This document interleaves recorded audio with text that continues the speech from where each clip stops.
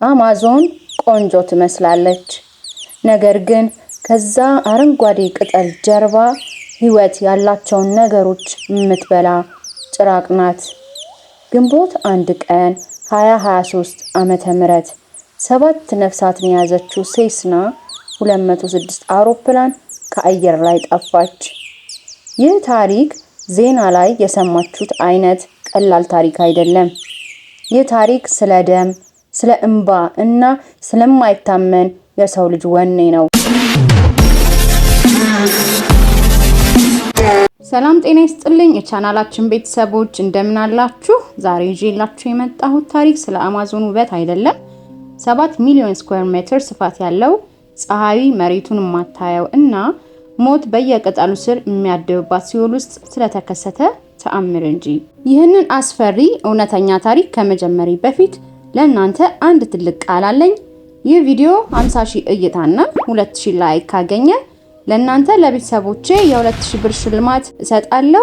ቪዲዮውን እስከ መጨረሻው አይታችሁ ሁሉንም ጨርሻለሁ ብላችሁ ኮሜንት ላይ ለምትጽፉ በሚቀጥለው ቪዲዮ ላይ የገባሁትን ቃል እፈጽማለሁ። ይህ ታሪክ እንዳያመልጣችሁ አሁኑኑ ሰብስክራይብ በማድረግ የደውል ምልክቷን ተጫኑ።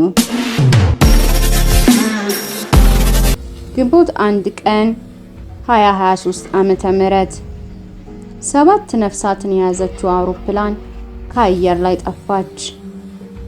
አውሮፕላኑ ውስጥ የነበሩት አዋቂዎች ወዲያውኑ ነበር የሞቱት። ነገር ግን እናታቸው ማግዳሌና በህይወት ነበረች። ለ4 ቀናት ያህል በከባድ ቁስል እየተሰቃየች 4 ህፃናት ከጎኗ ሆነው ደሟን ለማቆም ሲሞክሩ ነበር።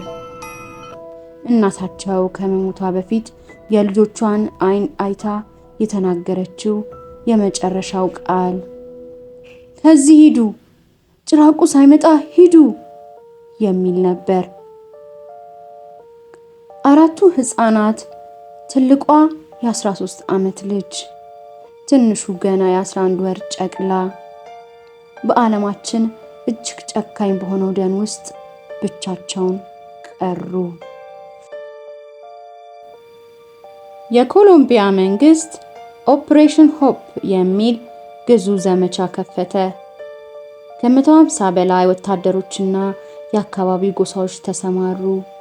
ነገር ግን ደኑ በጣም ጥቅጥቅ ያለ በመሆኑ ወታደሮቹ ከልጆቹ ጥቂት ሜትሮች ርቀት ላይ ሆነው ማየት አይችሉም ነበር። ሄሊኮፕተሮች የልጆቹን አያት ድምጽ በድምጽ ማጉያ ይለቁ ነበር። ሌስሊ እዚያ ቁሙ፣ እየመጣን ነው የሚል። ይህ ድምጽ በሞት አፋፍ ላይ ለነበሩት ህፃናት ብቸኛው የብርሃን ጭላንጭል ነበር። የ13 ዓመቷ ሌስሊ የዛሬዋ ዓለም ታዳጊዎች ስልክ ላይ በሚያሳልፉበት እድሜ እሷ ግን በ3 ነፍሳት ህይወት ትጫወት ነበር። ሌስሊ ከአያቶቿ የተማረችው የጎሳ ዕውቀት አላት። የትኛው ፍሬ እንደሚበላና የትኛው መርዛማ እንደሆነ ታውቅ ነበር። እጆቿ በእሾህ የተቀደዱ አቪዮሪ የተባሉ ፍሬዎችን ትልጥ ነበር። ዝናቡ በቀን ለ16 ሰዓት ያለማቋረጥ ይወርዳል። ትንሹ ጨቅላ ክርስቲን ሰውነቱ በብርድ እየተገረፈ ትኩሳት ውስጥ ሲወድቅ ሌስሊ የገዛ ልብሷን አውልቃ ታናሽ ወንድሟን ትከላከል ነበር።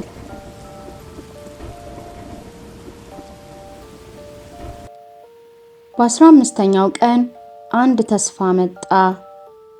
ዊልሰን የተባለ የፖሊስ ውሻ ህፃናቱን አገኛቸው። ህፃናቱ ዊልሰንን ሲያዩ ለጥቂት ቀናት ረሃባቸውን ረሱ። ውሻው አብሯቸው ተኛ፣ አብሯቸው ተጓዘ። ነገር ግን አንድ ሌሊት ዊልሰን ወደ ጨለማው እያየ መጮህ ጀመረ። የሆነ የሚያሳድዳቸው ነገር ነበር። የልጆቹ አሻራ ባለበት ቦታ ላይ ግዙፍ የጃጓር አሻራዎች ተገኝተዋል። ዊልሰን ህፃናቱን ለመከላከል ወደ ጨለማው ዘለለ። ከዛ በኋላ ዊልሰንን ማንም አላየውም። ውሻው ህፃናቱን ለማዳን ራሱን መስዋዕት አደረገ። ህፃናቱ ጀግናቸውን አጡ። በድጋሚ ለብቻቸው ቀሩ። ለቀጣዮቹ 20 ቀናት ሕፃናቱ በጭቃ ውስጥ እየተሳቡ ድምጻቸው እስኪዘጋ ድረስ እያለቀሱ ተጓዙ።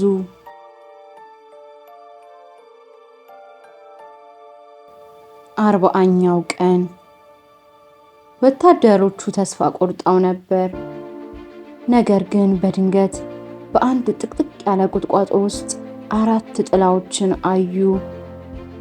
ሕፃናቱ በጣም ከስተው ልብሳቸው አልቆና አካላቸው በቁስል ተወሮ ተገኙ። ወታደሮቹ ሕፃናቱን ሲያገኟቸው የሚያዩትን ነገር ሕፃናት ሳይሆን የሚንቀሳቀሱ አጽሞች ይመስሉ ነበር። ሌስሊ ቆማ መሄድ አቅቷት ነበር። ወታደሩ ሲጠጋት እናቴ ሞታለች ብላ ጮኸች። በዛች ቅጽበት የ40 ቀን የደምና የእንባ ጉዞ አበቃ። 4 young children have survived in the Amazon rainforest for 40 days after their plane crashed. All are brothers and sisters. The eldest is 13 years old and the youngest a 1-year-old baby. The Colombian military had found footprints in discarded fruit during an extensive search, giving them hope the children might still be alive. They were miraculously found in the middle of the night, all alone, and are now receiving medical attention. 3 were killed in the crash in May, including the children's mum. The country's president has said finding the group was magical and that the children are an example of survival. እንግዲህ ቤተሰቦቼ ይህ ታሪክ የሰው ልጅ ምን ያህል መከራን መቋቋም እንደሚችል ትልቅ ምስክርነት ነው። የሌስሊ ጀግንነትና የዊልሰን መስዋዕትነት ሁሌም ሲታወስ ይኖራል። ነገር ግን እናንተ በእነዚህ ሕፃናት ቦታ ብትሆኑ በዛ ጨካኝ ጫካ ውስጥ ለአንድ ቀን እንኳን መቆየት ትችላላችሁ ብላችሁ ታስባላችሁ? ደግሞስ ዊልሰን አሁንም በህይወት ያለ ይመስላችኋል? የእናንተን ግምት ኮሜንት ላይ አስፍሩልኝ። ቪዲዮን ከወደዳችሁት ላይክ እና ሰብስክራይብ ማድረጋችሁ እንዳትረሱ። 50,000 እይታና 2,000 ላይክ እንደደረስን የ2,000 ብር ሽልማቱን እሰጣለሁ። ከእናንተ የሚጠበቀው ቪዲዮን እስከ መጨረሻው አይታችሁ ሁሉንም ጨርሻለሁ ብላችሁ ኮሜንት ማድረጋችሁን እንዳትረሱ። በሚቀጥለው ቪዲዮ እስከምንገናኝ ቸር ጠብቁኝ።